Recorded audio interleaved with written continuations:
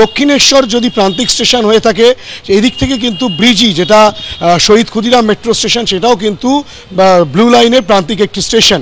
তোমাকে দেখিয়ে রাখি এখানে যে যাত্রীরা ভেতরে প্রবেশ করছেন সেই সব যাত্রীদেরকে পরীক্ষা করার জন্য যে পুলিশি বন্দোবস্ত আরপিএফ বা কলকাতা পুলিশের তরফ থেকে যে বন্দোবস্ত করার প্রয়োজন তা কিন্তু এখানে চোখে পড়ছে না। যেখানে হাড়হিম করা ঘটনা গতকাল ঘটে গিয়েছে, একেবারে স্টেশন চত্বরে স্টেশনের মেট্রো স্টেশনের ভেতরে ঢুকে যেভাবে কুপিয়ে খুনের ঘটনা ঘটেছে, তারপরে কিন্তু যে আঁটোসাঁটো বন্দোবস্ত থাকার দরকার বা কলকাতা পুলিশ হোক বা আরপিএফ হোক, যেটা যে মূলত মেট্রো স্টেশনগুলো যে পুলিশের যে থানার অন্তর্গত হয় সেখানকার কলকাতা পুলিশের পুলিশ কর্মীরা থাকেন এবং আরপিএফের কর্মীরা থাকেন। এক্ষেত্রে আরপিএফের দু একজন কনস্টেবলকে দেখা গেলেও নজরদারি কিন্তু সেরকম আঁটোসাঁটো নেই। স্বাভাবিকভাবেই যাত্রীদেরকে দেখাবো, ক্যামেরা পার্সন দীপ্তেন্দুকে বলবো ছবিটা দেখাতে।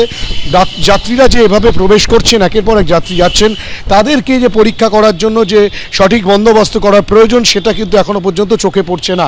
কেননা গতকালই আমরা দেখেছি যাত্রীদের মধ্যে একটা আতঙ্ক দেখা গিয়েছে, যেভাবে মেট্রো স্টেশনের ভেতরে ঢুকে কুপিয়ে খুনের ঘটনা ঘটেছে, তারপরে যে কড়া নজরদারি কড়া ব্যবস্থা, সেই কড়া নজরদারি বা কড়া ব্যবস্থা কিন্তু এখানে চোখে পড়ছে না। বা স্ক্যান করার জন্য ব্যাক স্ক্যান করার জন্য যে কোনো রকম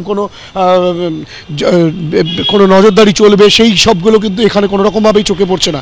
স্বাভাবিকভাবেই নিরাপত্তাটা কিন্তু এখনও পর্যন্ত সঠিকভাবে নেই, সেই চিত্রই দেখা যাচ্ছে। গতকালের ঘটনা ঘটে যাওয়ার পর এখনও পর্যন্ত কিন্তু নিরাপত্তার ঘেরাটোপে এই মেট্রো স্টেশনগুলো নেই। স্বাভাবিকভাবেই আগামী দিনে যখন তখন যে কোনো মুহূর্তে আবারও বড়সড় দুর্ঘটনা বা বড়সড় ঘটনা ঘটে যেতে পারে, যা প্রতিরোধ করার জন্য পুলিশের যে পর্যাপ্ত ব্যবস্থা সেই পর্যাপ্ত ব্যবস্থা কিন্তু নেই। গোটা বিষয় নিয়ে নিত্যযাত্রীরা তারা যেমন বলছেন যে মেট্রোতে তাদের যাতায়াতে একটা ভোগান্তির কারণ হয়ে দাঁড়িয়েছে, প্রায়শই মেট্রোতে সমস্যা হচ্ছে, কিন্তু তার মধ্যেও নিরাপত্তাটা নেই। নিরাপত্তার যে বিষয়টা রয়েছে, নিরাপত্তা নিয়ে যে প্রশ্ন উঠছে, সেই নিরাপত্তাটাকে সুনিশ্চিত করার জন্য মেট্রো কর্তৃপক্ষ যে বন্দোবস্ত করবে সেই পদক্ষেপ কিন্তু মেট্রোর তরফ থেকে এখনো পর্যন্ত দেখা যাচ্ছে না। দেখা যাচ্ছে শহীদ ক্ষুদিরাম যে metro station, Vrijji metro station, সেখানে কিন্তু কোনো নিরাপত্তা নেই। আপনি যে এসছেন এখান থেকে কোনো নিরাপত্তার কিছু দেখলেন?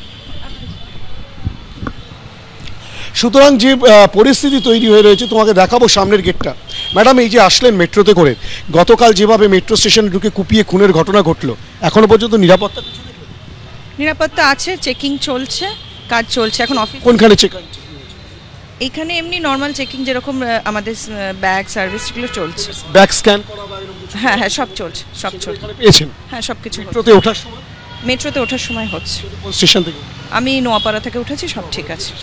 হ্যাঁ, নোয়াপাড়া থেকেই যাত্রী উঠেছেন এবং সেখানে কিন্তু যেটা দেখা যাচ্ছে উনি বলছেন যে এখানে কিন্তু রীতিমতো চেকিং চলছে। একজন যাত্রী বলছেন ইতিমধ্যেই দেখা যাচ্ছে আরপিএফের একজন কনস্টেবল তিনি এসছেন বেরিয়ে, এবং এই গোটা পরিস্থিতিতে নিরাপত্তার জায়গাটা কিন্তু সুনিশ্চিত নয়, সেই বিষয়টা কিন্তু একেবারে স্পষ্টভাবে দেখা যাচ্ছে। দক্ষিণেশ্বর মেট্রো স্টেশনে বন্ধুকে কুপিয়ে খুনের ঘটনা, আর সেই ঘটনাতে অভিযুক্ত রানা সিং তাকে ইতিমধ্যে গ্রেফতার করেছে পুলিশ, এবং ফের ব্যারাকপুর কমিশনারেটে অপরাধের বিহার কালেকশন।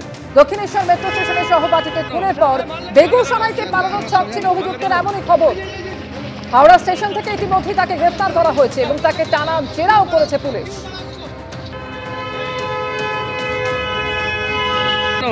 মারলে কেন?